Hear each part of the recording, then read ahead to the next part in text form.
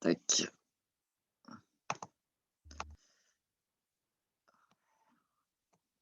Donc voilà, aujourd'hui, on va parler de la fiscalité.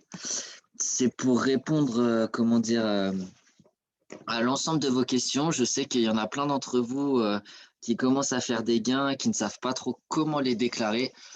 Donc aujourd'hui, bah, on va parler de ça un peu plus en détail. J'ai essayé de vous schématiser au maximum.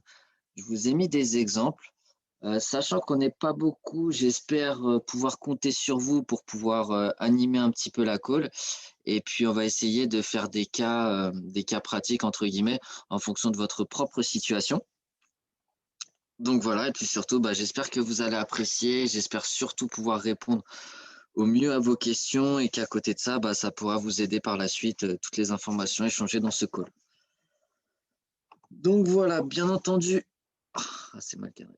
Bien entendu, comme vous le savez tous, toutes les informations, on va dire, échangées dans mes calls, c'est purement à titre indicatif et à des fins pédagogiques, comme vous le savez tous. L'unique but, c'est de pouvoir vous aider dans vos placements, mais également dans votre vie de tous les jours, hein. Par exemple, à faire des choix professionnels ou personnels, parce que la fiscalité, mine de rien, bah, ça impacte tout le monde, même si on ne traite pas forcément. Donc voilà, j'espère qu'on va pouvoir s'amuser ensemble une fois de plus aujourd'hui. Même si c'est la fiscalité, je sais que c'est pas un sujet qui passionne tout le monde. Personnellement, moi, c'est la partie de mon métier que ça me fascine le moins. Mais on va essayer d'animer ça au maximum.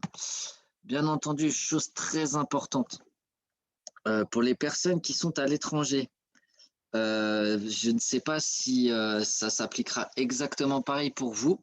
Donc, toutes les informations, ça se base, enfin, dans ce call, se baseront uniquement sur des lois fiscales françaises et des règles fiscales, on va dire, un peu européennes. Mais globalement, sachez que ce sera un peu plus simple si vous êtes dans d'autres pays. Mais après, chaque pays a ses propres règles. Donc voilà. Donc, n'appliquez pas avec exactitude si vous êtes résident fiscal d'un autre pays. Par contre, si vous êtes résident fiscal français et que vous avez des comptes de trading à l'étranger, ça ne change rien. Sachez-le. Est-ce que dans le groupe, il y en a qui ne me connaissent pas? Je pense que tout le monde me connaît ou la plupart d'entre vous, vous avez déjà assisté à des calls. On va regarder ensemble. Il y a quelques petites notions que j'avais fait en séparé sur d'autres calls. Donc, on va revoir deux, trois petits points parce que ça va être le sujet du jour. Et ensuite, eh ben, comme je vous ai dit, je compte sur votre participation. Donc voilà. Je vous ai découpé la call en plusieurs points assez simples. Donc, va y avoir une petite introduction sur des notions fiscales de base. Va y avoir la fiscalité du support. Est-ce que le call de ce soir est enregistré? Oui, Julien, le call est enregistré ce soir. Et de toute façon, on pourra le refaire n'importe quand en fonction de vos besoins, il n'y a pas de souci. Donc, on regardera également la fiscalité en fonction du support, parce que, bah, mine de rien, en fonction de l'endroit où vous investissez, il va y avoir des choses qui vont changer. Je vais vous expliquer comment déclarer vos gains, parce que chose qu'on n'apprend pas à l'école, mais ne serait-ce que comment remplir son avis d'imposition, pour moi, c'est assez important, et malheureusement, on nous l'explique très peu, voire très rarement. Ensuite, je vous ai mis quelques exemples et il va y avoir quelques petites autres notions. Je ne l'ai pas mis dans le sommaire, mais il va y avoir justement, bah, si vous souhaitez créer une personne morale justement pour déclarer vos gains. Je sais que c'est une question qui est souvent revenue dans les chats. Donc ça, on le verra en dernier point. Globalement, bien entendu, on va parler du PFU, donc prélèvement forfaitaire unique, ou souvent appelé flat tax. Il va y avoir les tranches marginales d'imposition. Ça va être très important, vous allez voir. Et ensuite, on va parler des BNC. Donc ça, c'est une fois que vous êtes personne morale, vous avez un statut d'indépendant ou de société, et ben vous allez déclarer justement vos gains de trading sous cette forme dans votre avis d'imposition. Donc, globalement, jusqu'à présent, je pense que c'est des notions assez basiques pour vous. Je souhaitais juste vous le rappeler que quand on parle de PFU, ça se décompose en deux catégories. Donc, c'est un taux à 30% globalement. Et en fait, il y a 12,80%, c'est l'imposition pure. Et les 17,20, c'est les prélèvements sociaux. Sachez que les prélèvements sociaux, vous ne pouvez jamais, jamais, jamais, jamais y échapper, ou sauf cas exceptionnel.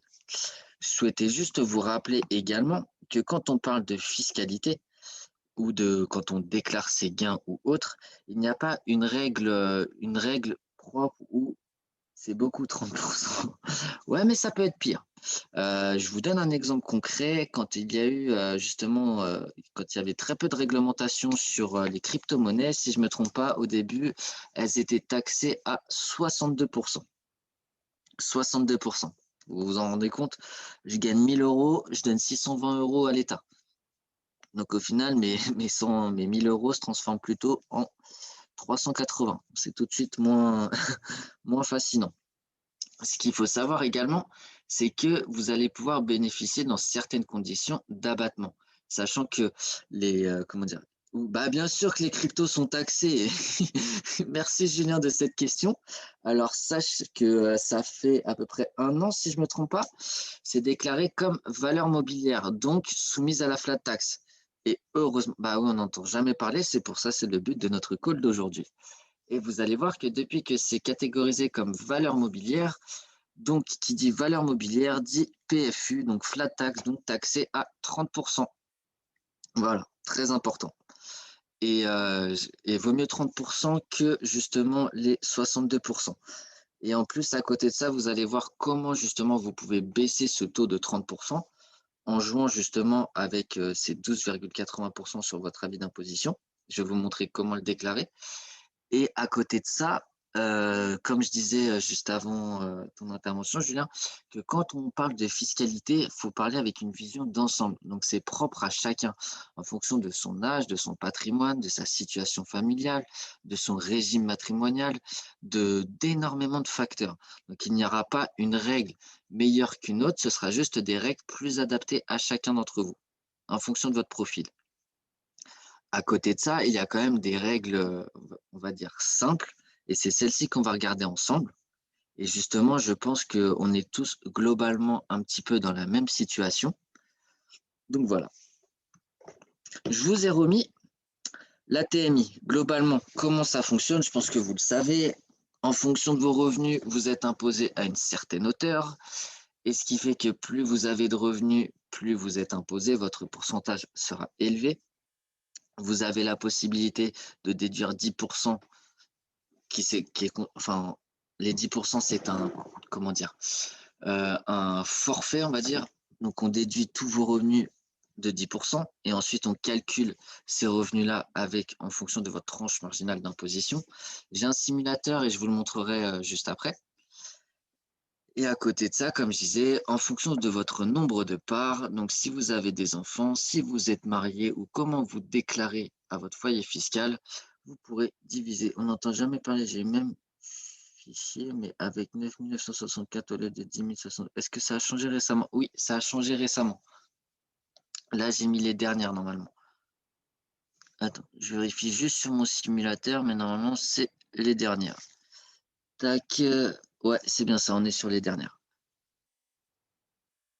Attends, comment je le retire?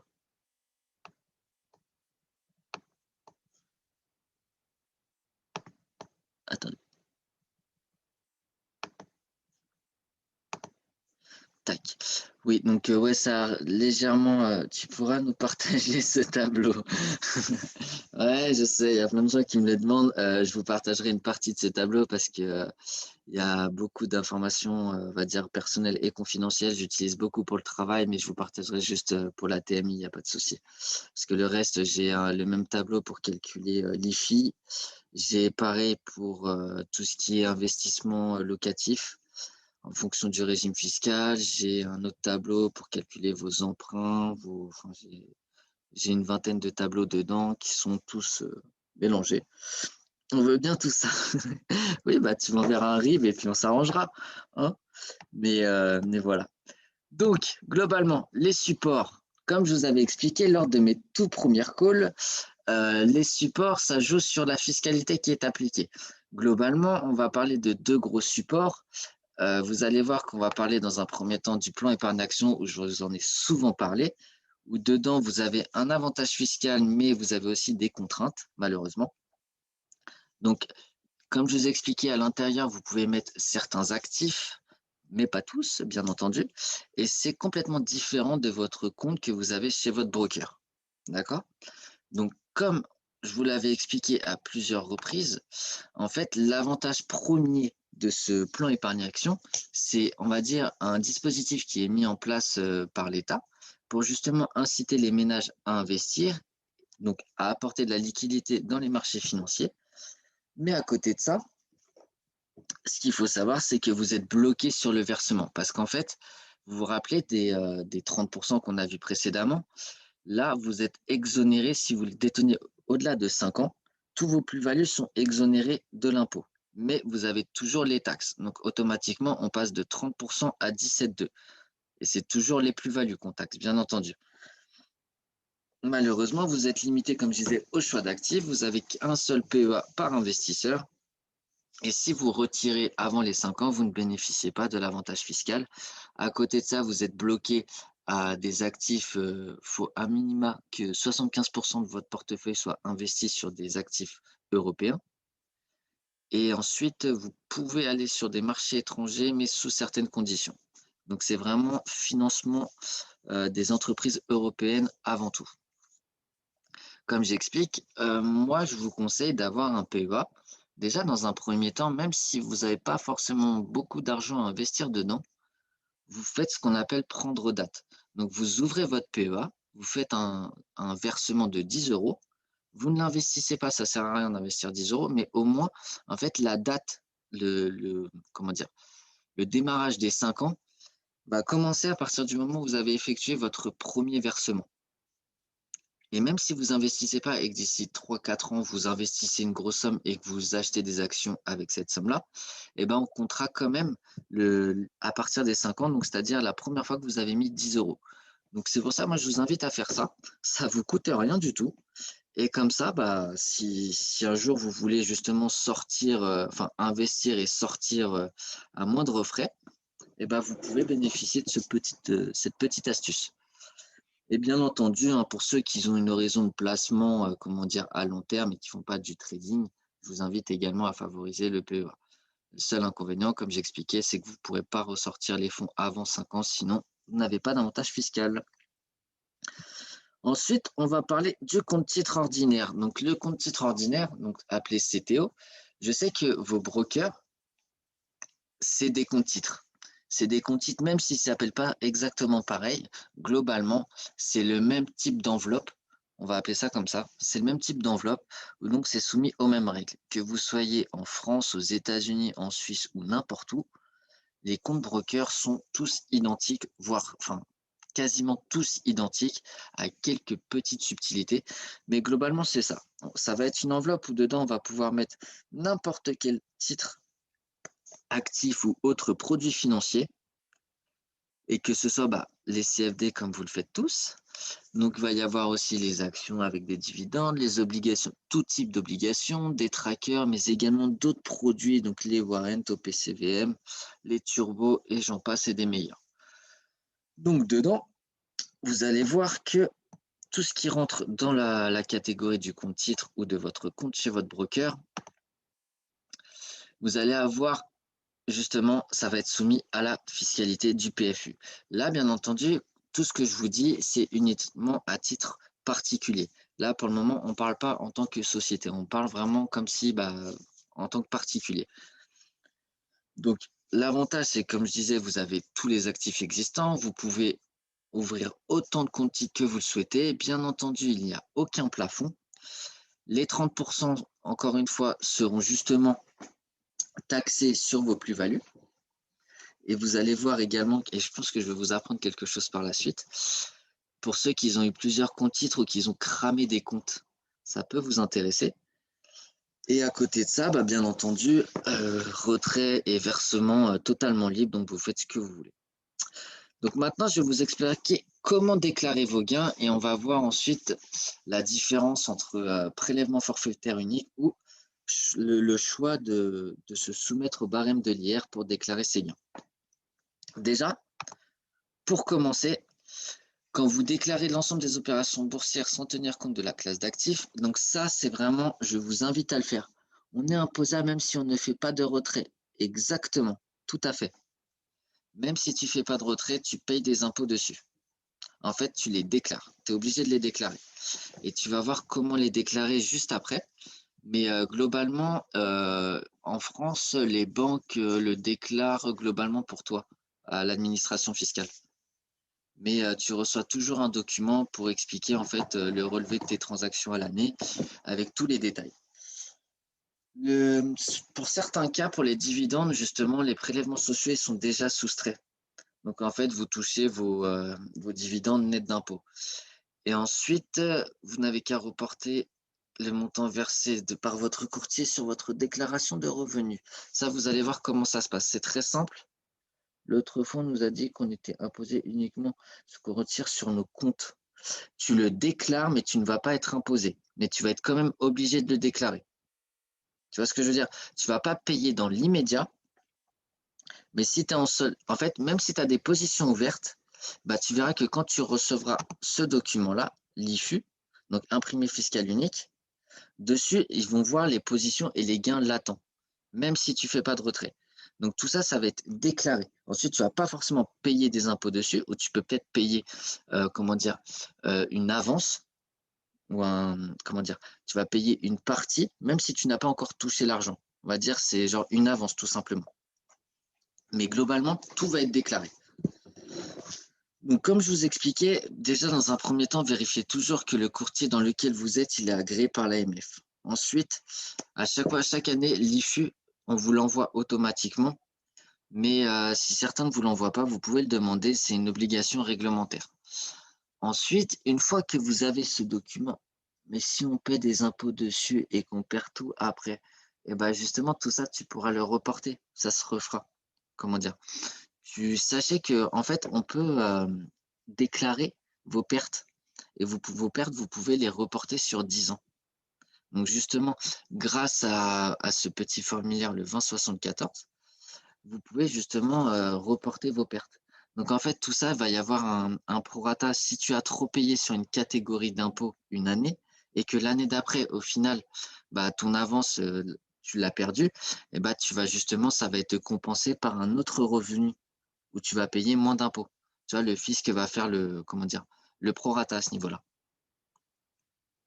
J'espère avoir répondu à tes questions, Julien. Donc, comme j'expliquais, parfait.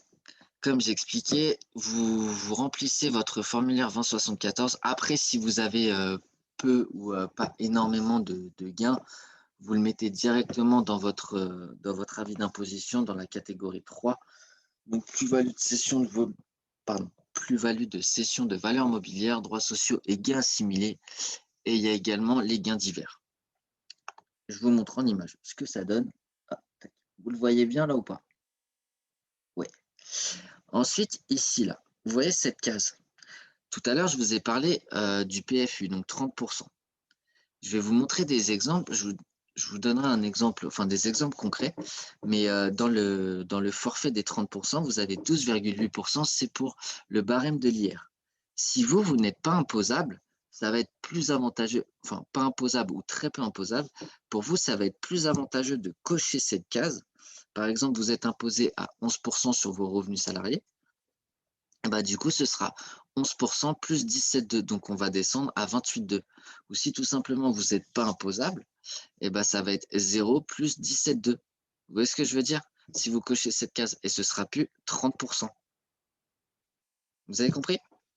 À côté de ça, justement, les dividendes et les intérêts, ça va être, comment dire, ça va être des gains, mais les dividendes, vous allez pouvoir négocier un abattement dessus.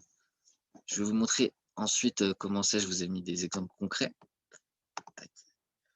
Donc voilà, comme je vous expliquais, la petite case, et ensuite dans la catégorie 3, donc plus-value et moins-value, c'est ce que je vous expliquais. Vous mettez vos gains de trading ici, vous mettez vos pertes ici, mais les pertes des années précédentes. Je vous donne un exemple, vous avez cramé 2 comptes trading l'année dernière, vous-même cette année, vous avez cramé des pertes, enfin vous avez fait des pertes, bah tac, vous le notifiez là-dedans. tout simplement comme ça, l'année prochaine, quand vous allez déclarer des gains, eh ben, on pourra déduire ces pertes-là. Et ensuite, ce sera reportable. Vos pertes sont reportables sur 10 ans maximum. Ça, c'est intéressant de le savoir. Parce que je pense que, enfin, je ne sais pas et je ne vous le souhaite pas, mais je pense que certains, quand ils ont commencé, ils ont dû même ne serait-ce qu'une perte de 100 ou 200 euros. Même si là, on commence à rattraper, vous vous dites, ouais, j'ai un nouveau compte et sur ce compte-là, je suis en gain. Et ben, vous pouvez soustraire justement vos pertes de l'année dernière ou de cette année à ce nouveau compte. Mais il faut le notifier dans ces cases-là. Donc voilà, comme je vous expliquais, vous pouvez justement les déclarer sur 10 ans. Toutes ces choses-là, vous le voyez sur l'imprimé fiscal unique. Et chaque année, justement, bah, quand vous les notifiez, il faut l'envoyer à l'administration fiscale. D'accord? Je vous ai mis les petits abattements à connaître. Je pense que certains d'entre vous les connaissent ou nous ont déjà utilisés. Ça, c'est quand ça, c'est le forfait. Sinon, vous pouvez le faire aux frais réels. Attention, les frais réels, c'est quand même soumis à certaines règles. Vous ne pouvez pas dire bah, j'ai gagné 20 000 euros cette année, mais j'ai 10 000 euros de frais réels. Non. Après, c'est du détail, mais par exemple, vos paniers repas ou les frais kilométriques, toutes ces choses-là. L'abattement de 40%, c'est sur les dividendes des sociétés françaises ou sociétés européennes et certaines à l'international, mais pareil, soumis à certaines conditions. Ensuite, vous avez également des abattements, mais uniquement pour les titres. Cette règle-là, elle a été supprimée malheureusement. Si vous possédez des titres qui datent avant le 1er janvier 2018 et que vous les avez toujours, donc c'est-à-dire là maintenant, ça va faire plus de 2 ans, et bah, si vous les vendez, vous pouvez sur les gains, vous pouvez déduire les 65%. Je vous donne un exemple. J'ai fait un gain sur une action de 10 000 euros. Et bah, réellement, on va compter mon imposition que sur les 3 500 euros. Parce qu'on va faire un abattement de 65%. Et sur ces 3 500 euros, et bah, par exemple, on va faire la flat tax. Donc, ça va nous faire 30% de 3 500. Ça nous fait 1500, ouais, 1500 euros à peu près, si je ne me trompe pas. Donc, on va tomber à 1150, exactement, Kylian. Autant pour moi. Donc, on va payer 1150 euros au lieu de, par exemple, sur les 10 000, si on aurait fait la flat tax, on aurait payé 3 000 euros. Vous voyez ce que je veux dire? Petite notion intéressante à savoir.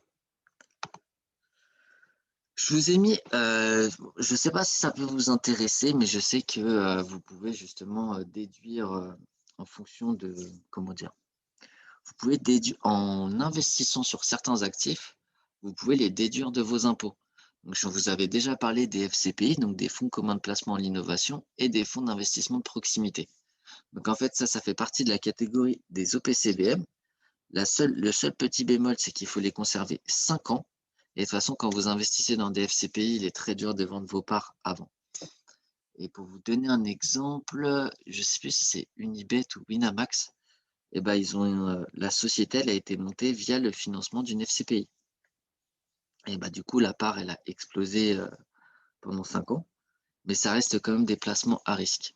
Et en fait, ce que vous versez justement sur ces fonds-là, eh ben, vous pouvez le déduire jusqu'à une certaine hauteur, en fonction si vous êtes seul ou si vous êtes en couple, et en fonction du nombre, enfin si vous avez investi justement sur les deux ou sur un seul.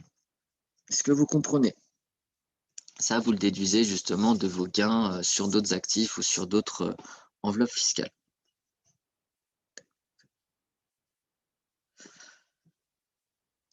Je vous ai mis également comment les déclarer.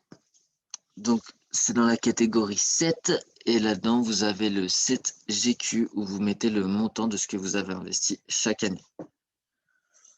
Ok, maintenant, on va parler un peu plus concrètement. Je vous ai mis des exemples en fonction de vos situations suite au petit sondage que j'ai fait. Et est-ce que déjà, vous avez bien compris la notion du choix que vous avez tous quand on vous dit soit PFU, soit l'option à l'IR? Est-ce que je vais être imposé si je vais récupérer mon capital déposé sur mon broker?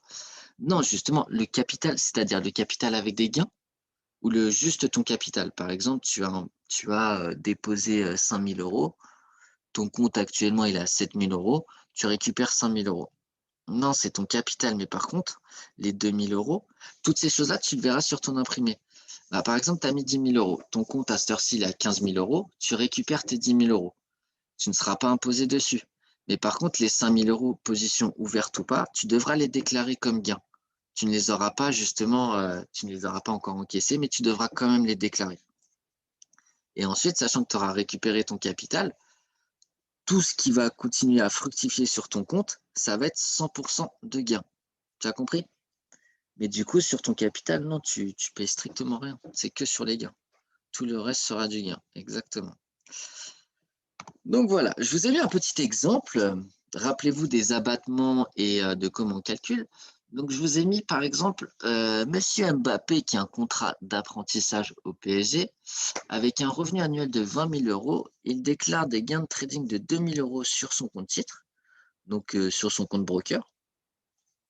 Et il possède actuellement un PEA d'une valeur de 30 000 euros qu'il a ouvert il y a 2 ans. Selon vous, quel serait le plus intéressant, le PFU ou l'IR?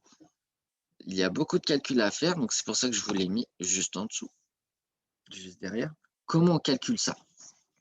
Rappelez-vous, vu qu'il est en apprentissage, il a le droit à un abattement de 18 255 euros.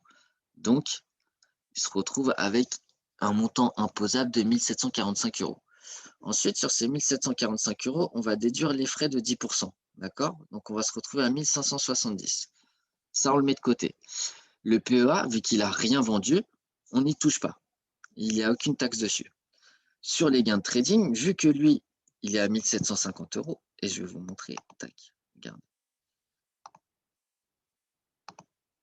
Tac, tac, tac.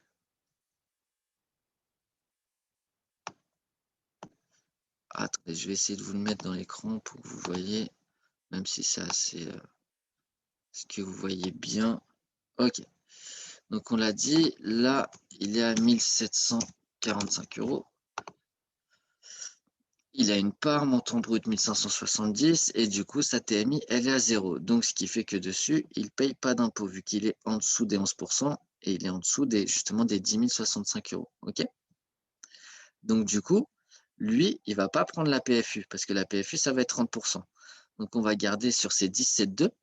Donc, les 12,8, ça se transforme en 0. Il va payer 344 euros dessus, alors que s'il aurait choisi le forfait... la flat tax de 30%, il aurait payé 600 euros. Vous avez compris?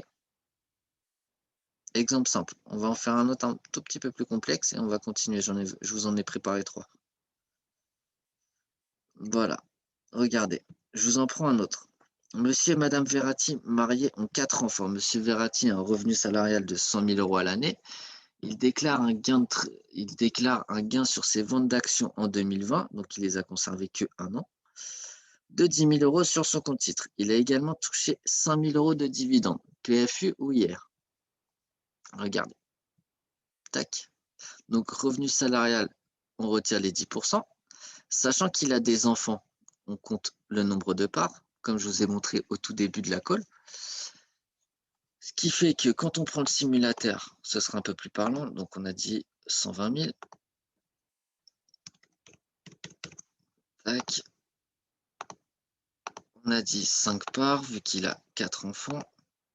Tac. Donc, on se retrouve à ça. Donc, au final, regardez, s'il aurait déclaré tout seul, s'il n'aurait pas eu d'enfant, vous allez voir que son taux d'imposition n'aurait pas été le même du tout. Tac, on aurait été à 41, on aurait été autour des 30 000. Heureusement qu'il a des enfants.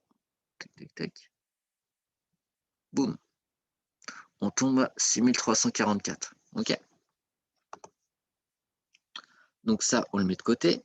Le compte titre, sachant que sa TMI, elle est de 11%, vu que sachant qu'il a des enfants, sa TMI est diminuée.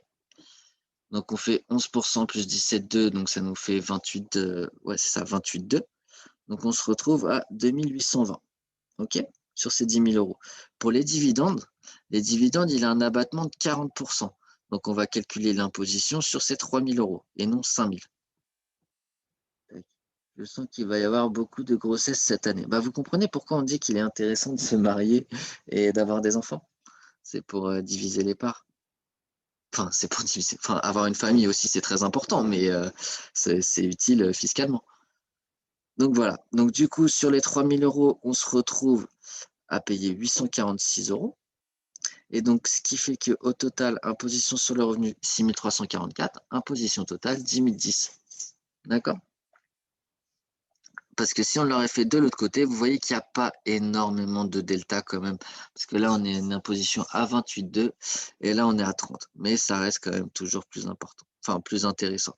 Limite, il aurait pu déduire encore davantage s'il aurait investi une partie, bah, par exemple, de ces 10 000 euros-là en gain. Il se dit, vas-y, j'investis 5 000 euros sur des FCPI. Comme ça, je peux déduire encore une partie dessus. Et ce qui fait qu'il aurait été encore plus bas à ce niveau-là. Vous avez compris? Je vous ai montré 10 Maria, célibataire qui gagne 85 000 euros de revenus salarial à l'année. Il vend son PEA qu'il a ouvert en 2010, donc sachant que son PEA a 10 ans, où il déclare un gain de 10 000 euros sur son PEA. Il a également un compte titre où il trade régulièrement et réalise des gains de 20 000 euros cette année. Donc pour lui, PFU ou IR? Déjà, enfin, professionnellement, quand moi je vois ça, je sais pertinemment que ça va être le PFU qui va être plus intéressant parce que déjà, quand on voit le revenu et célibataire, très parisien ces exemples. Autant pour moi, j'étais à court d'idées, mais le prochain, je vous laisserai choisir le nom. Euh, donc, revenu salarial. À chaque fois, on fait le forfait des 10%, comme je vous ai expliqué. Donc, on est à 67 500. On est On est justement sur une tranche à 45 quand on regarde notre simulateur. Donc on a dit qu'il gagnait combien? 85 000. Tac, tac. Et sachant qu'il n'a pas d'enfant. Boum. Voilà. Donc il a une tranche, une TMI à 41. Bon, ça va, ça aurait pu être pire, hein. Ça peut aller jusqu'à 45. Ça fait mal quand même. Enfin, la moitié de ce que vous gagnez, vous le payez en impôt. Donc du coup, on se retrouve sur une impôt sur le revenu de 17 000 euros. OK. À côté de ça, son compte titre de 20 000 euros, et bah, s'il prend l'option à l'IR, ce qui fait que là, il a 41% plus 17,2, on se retrouve à 58,2, donc astronomique. Pareil pour le PEA, sachant qu'il l'a gardé plus de 5 ans et qu'il le vend, du coup, il a juste les cotisations sociales, enfin les prélèvements sociaux, donc 1 720 euros sur les 10 000 euros. Imposition sur le revenu 17 308, imposition totale 3 668. Enfin 30 668. Ça fait mal quand même. Sachant qu'à la base, tac, on a dit qu'il a 80 000, 85 000, plus 20, 105. Allez, il a fait une année à 115 000 euros. Et là, on lui demande de payer 30 000 euros. On le sent passer quand même. Alors que s'il fait le PFU, tac, du coup, là, au lieu de payer 11 000, il paye que 6 000. Pour le PEA, ça change strictement rien. Et au final, il y a quand même un delta de 5 600 euros à peu près. 5 640. Vous voyez ce que je veux dire? Donc, en fonction de votre situation, ces exemples-là, ils sont faits pour justement, en fonction de votre situation, choisir cette option-là. Et cette option-là, vous le faites en cochant la petite case à ne pas oublier. C'est comme abuser les taxes qu'on nous prélève. Chaque année, on peut changer du coup. Oui, tu peux changer. Justement, tu peux changer en cliquant sur la petite case. Très important. Mais oui, c'est à toi de choisir. Et c'est justement, c'est une option. Et je sais que globalement, on fait le PFU naturellement. Mais des fois, en fonction de cette situation, par exemple, bah, dans l'année, tu as eu un enfant et tu t'es marié, bah, c'est peut-être plus avantageux pour toi justement de ne pas passer au PFU, mais à l'option de l'IR. Parce que c'est pareil, notre situation fiscale, elle change tout le temps. Donc voilà, allez-y, je vous laisse choisir. Si vous souhaitez qu'on mette un exemple en particulier, dites-moi un exemple et comme ça, on va le faire ensemble avec le simulateur. Non, je vous laisse choisir le nom, les amis. On va mettre Nicolas, petite dédicace. Nicolas a un revenu, je vous laisse choisir. Dites-moi, faible revenu, fort revenu, quelle est son activité? Peu importe, revenu de 150 000 annuels. Ah non, 15 000 annuels. 15 000 annuels, d'accord. 15 000 annuels, c'est des revenus de quoi? Étudiants, salariaux, indépendants, qu'est-ce que c'est? SMIC environ. Le SMIC, non, t'as un peu plus quand même, je crois que t'es autour de 18 000 au SMIC. environ. Donc on va mettre 15 000 euros, revenu de salaire. Je n'ai pas calculé précisément. 18 000 euros salaire. Situation familiale. On va mettre par exemple célibataire, d'accord? Est-ce qu'il a des enfants à charge?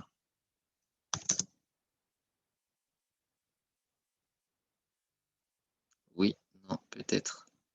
Non, pas d'enfants. Très bien. Gain de trading. Je sens les grosses sommes qui vont tomber. 10 000 euros, très bien. À l'année, 10 000 euros. Là, je parle de gain de trading, d'accord? Est-ce qu'il a des placements, que ce soit PEA ou autre? Pas de placement, rien du tout. Crypto, d'accord. Placement, crypto, combien en crypto? 6 000 en crypto. Crypto à qui? Au cours de l'année, on va dire, et qui les a revendus. 6 000 euros de crypto revendus. Je vais mettre 6 000. Okay. Donc, tac, tac, tac. Revenu. Revenu. Donc, on fait 18 000 moins les 10%. Je compte sur vous pour faire les calculs, les gars.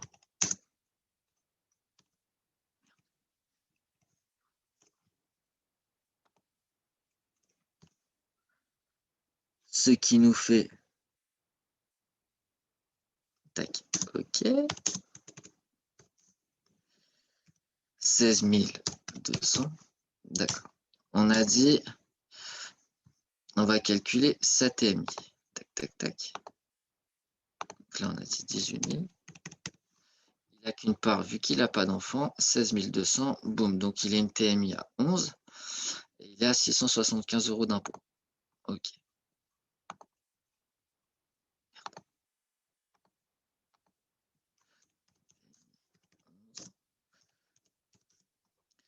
675 euros.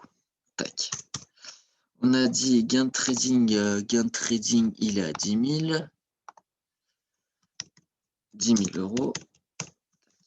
Donc du coup, si je fais l'option à l'IR, ça fait quoi? Dites-moi les gars, si vous avez capté, vous me le dites cash.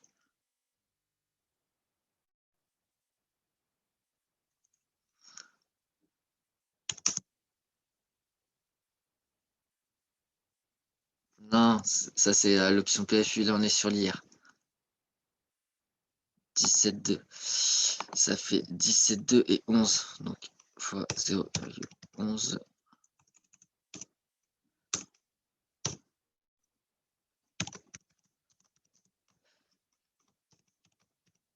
7,2. Tac. Donc ça nous fait 28,2, donc 2820. 2820, d'accord. Et les cryptos, c'est la même règle. C'est exactement la même chose parce que comme je vous ai dit tout à l'heure, c'est considéré comme des revenus mobiles, enfin des revenus mobiliers, donc financiers. Donc on est sur la même base. Tac.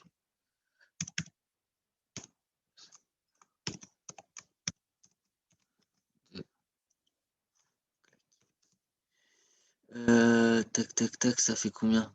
Quelqu'un peut calculer 6 000 fois 0,28,2, s'il vous plaît. Pas, attendez, je vais faire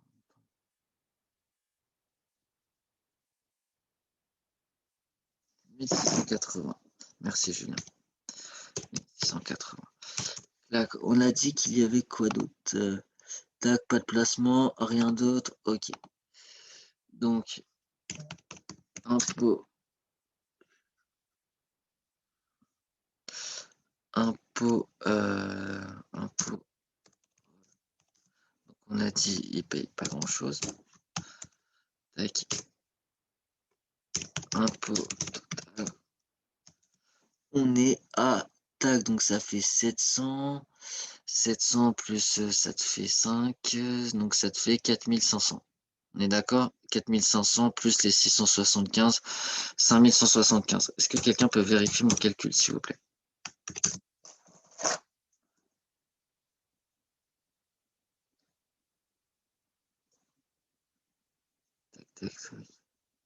C'est ça. Ok, parfait. Merci Yanis. Donc du coup, on reprend les mêmes bases. Tac, tac, tac. Sauf que ça va être plus simple.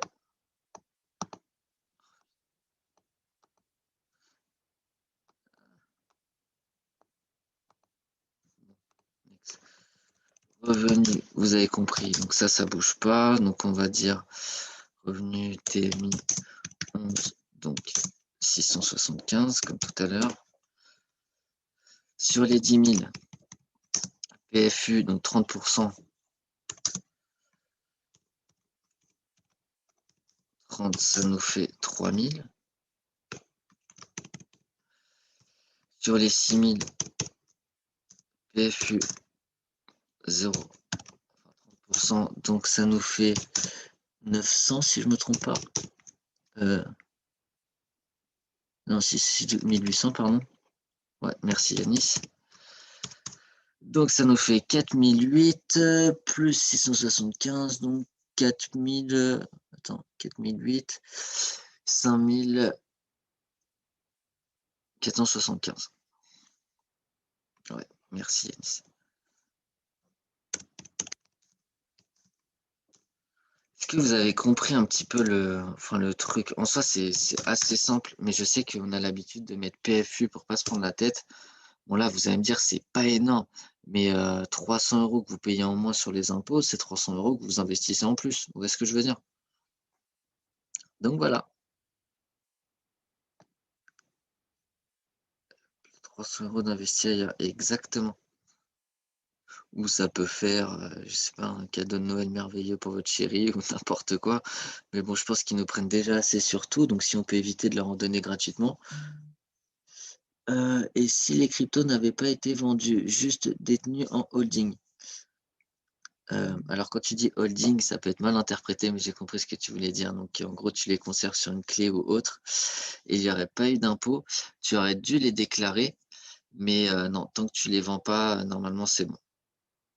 Après, encore une fois, ils peuvent te demander une avance, hein. Mais faut les déclarer, les cryptos, mais c'est pareil, hein, si vous avez 500 ou 1000 balles en crypto, vous emmerdez pas. Enfin, après, c'est pas un très bon conseil ce que je vous donne, mais bon, je pense qu'ils ont d'autres choses à faire. Et je pense qu'il y a des petits malins qui fraudent pour beaucoup plus que ça. Après, il existe une technique aussi toute simple, c'est que bon, je devrais mettre le record en pause pour le dire déjà. Donc, ensuite,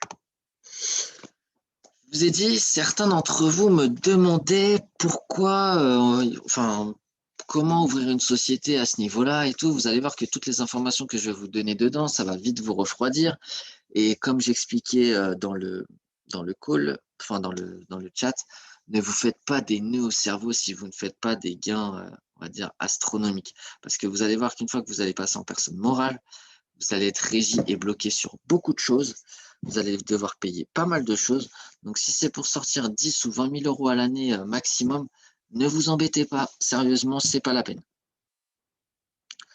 Donc comme je vous ai dit, en dessous de 34 000 €, en fait ça c'est quand on fait un simulateur des deux.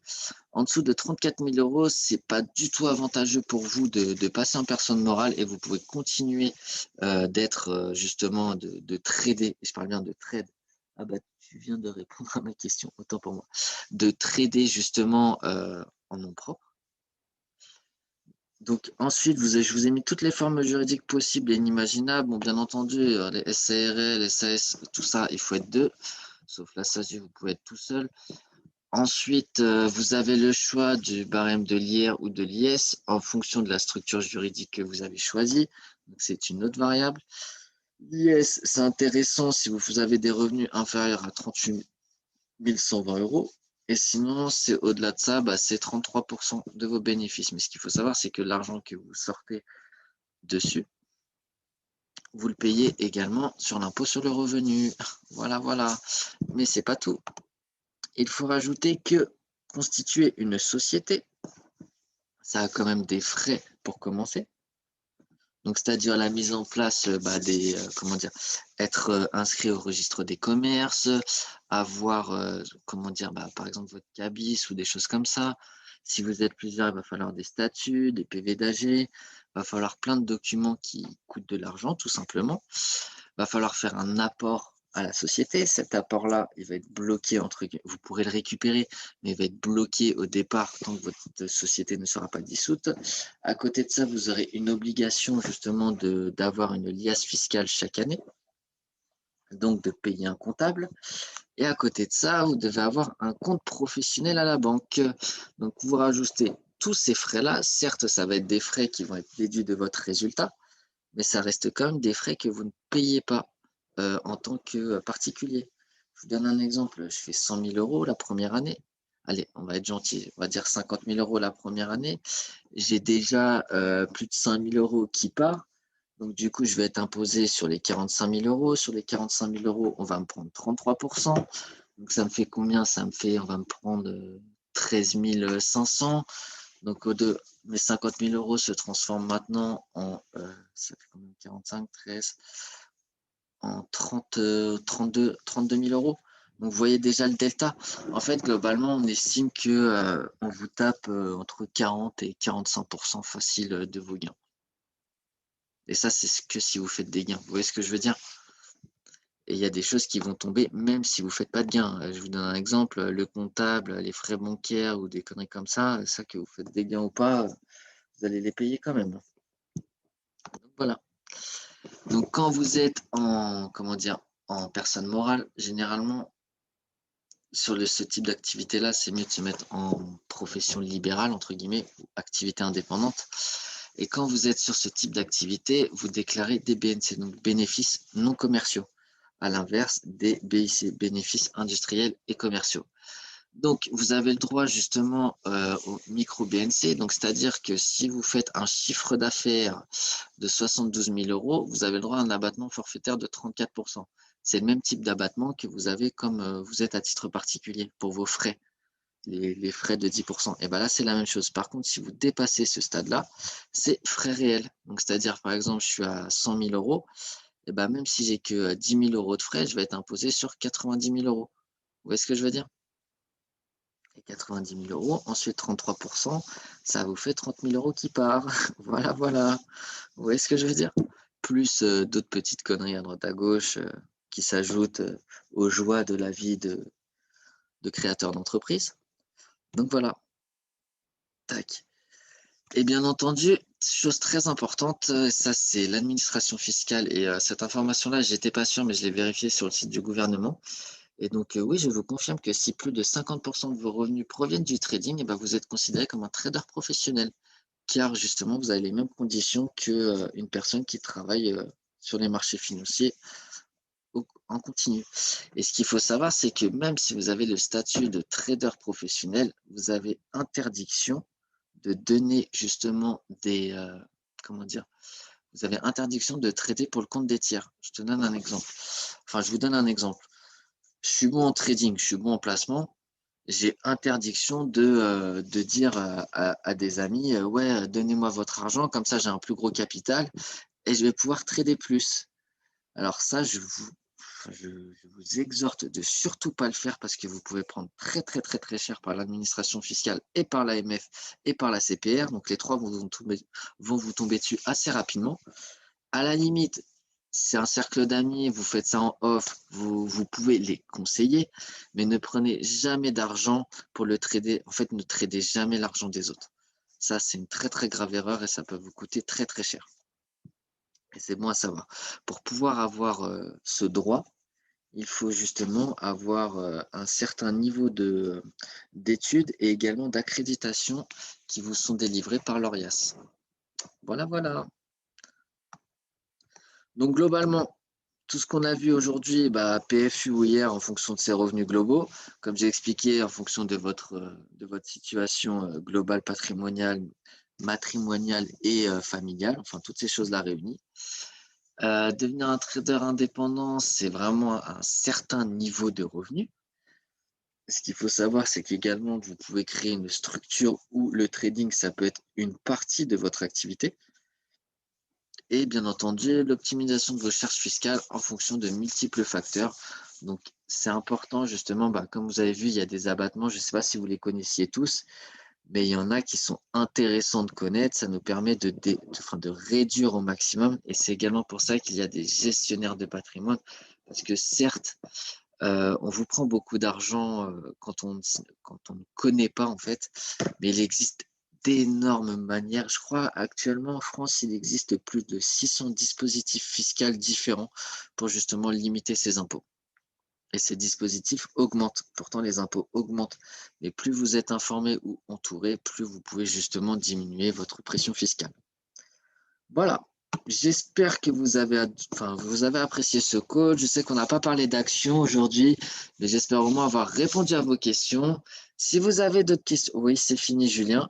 Si vous avez des questions, je me ferai un plaisir d'y répondre. Ou s'il y en a un ou deux qui veut s'amuser avec le simulateur pour voir combien d'impôts il va payer. Merci à toi, Julien, ça fait plaisir.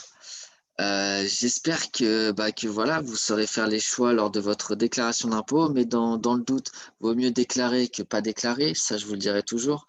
Et ensuite, vous faites pas des nœuds au cerveau si vous avez gagné 1000, 2000, 5000 ou 10 000 euros cette année. Et dites-vous que c'est ce que vous avez gagné cette année, mais c'est pas forcément ce que vous allez gagner l'année prochaine. Vous faites année par année. Pensez à déclarer vos pertes, très important pour déduire au maximum. Et ensuite, essayez de vous faire aider justement dans votre situation pour payer le moins d'impôts possible, que ce soit en gain de trading ou autre. Voilà, voilà.